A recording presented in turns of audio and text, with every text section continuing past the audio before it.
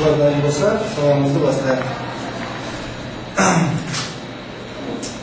Өткен 10 жылдықтың бірінші адамы осы адамзат қоғамының дамуына осыған зор үлес қосқан Мұхаммед алейхиссалам пайғамбарымыздың пайымдауынан басталатын осы ғұламалық мектебіміздің сабағын жалғастырамыз.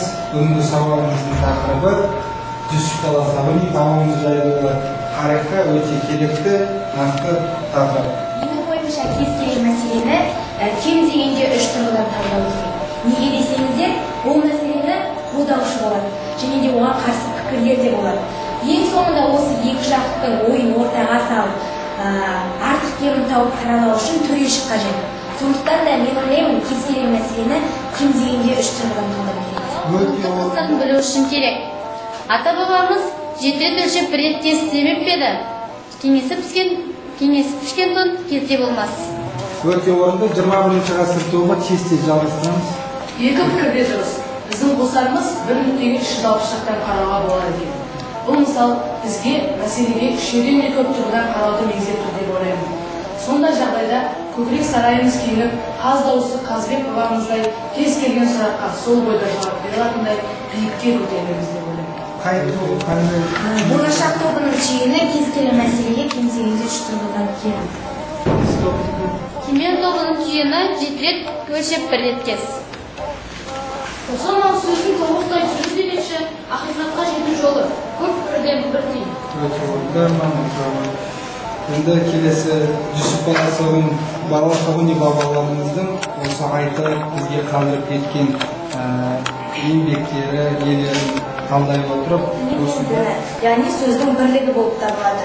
Мысалы, мен бірдеңені айтуым керек болсам, ең алдымен ойлануым керек. Ойланып, сол сөздің соңына дейін жетуім керек.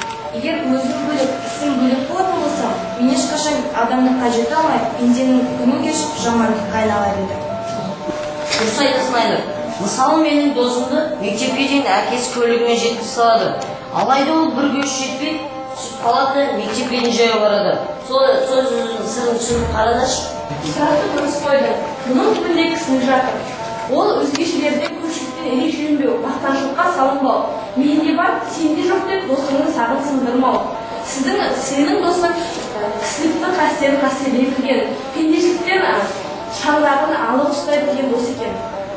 Қазіргі өмірімізде қоғамымызға байланысты өте орынды айтылған сөзде тәрбиесі бар. Біз кісілік туралы айта кетсек, ол ата-ананың айтқанын тыңдаймыз.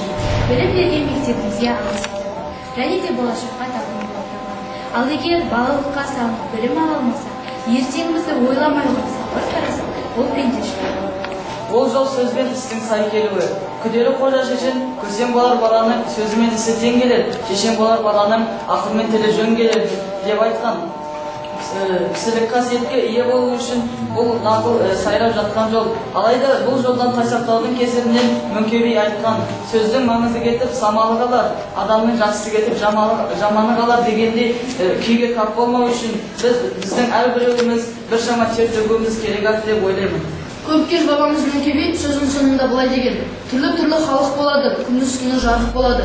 Сол заман жоқшылықтың бәрін қуады дегенін қоса айтайық. Сіз бен біз болып, бәріміз болып тер төге білсек, сірә 30-шы жылдары ата-бабаны саған қой үстіне бозторғай жұмыртқалайтын заман болар деген сенімдемін. Жүсіп Баласағұни бабамыздың қалдырып кеткен тарихқа, мәдениетке, өнеріне деген бізге көп құнарлы неше пайдалы затын тастап кетті ғой. Енді осының ой еңбегіне салып қарастырып, енді тарих керегіне салыстырып қарастырып көрейік. Кім ары ой жалғастырады? Болашақ тобы Дала заңына барынған талай тұлғаларды мысал ретінде қарастыруға болады.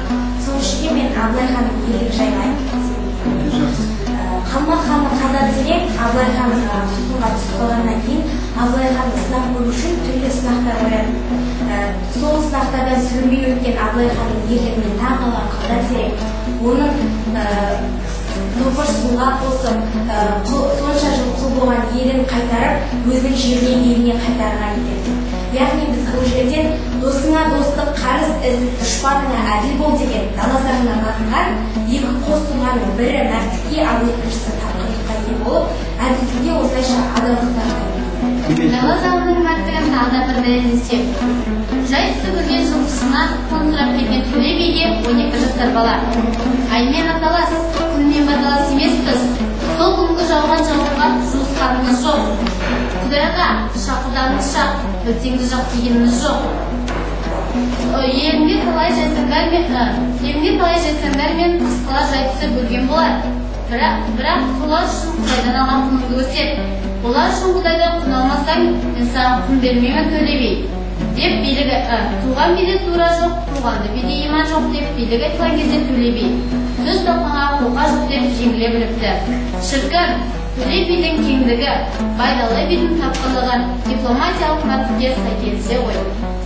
Кенесары Қасымұлы өз елін жер үшін шыбын жанын шүберекке түйгеннің бірі.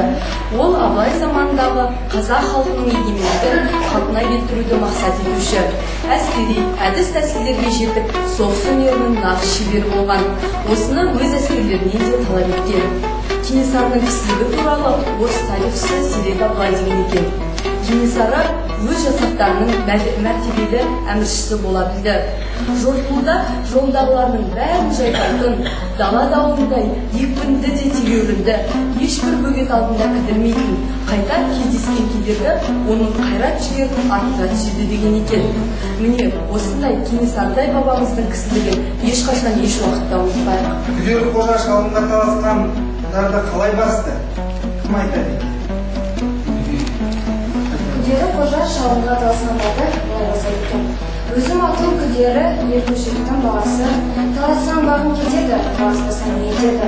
Бірлік қылсаң ағайын, анау тұрған шабындық барлығына жетеді деп. Күдері айтқанда дау тыйылып, кешім сұрап, барлығында бір өзара бітімге келді.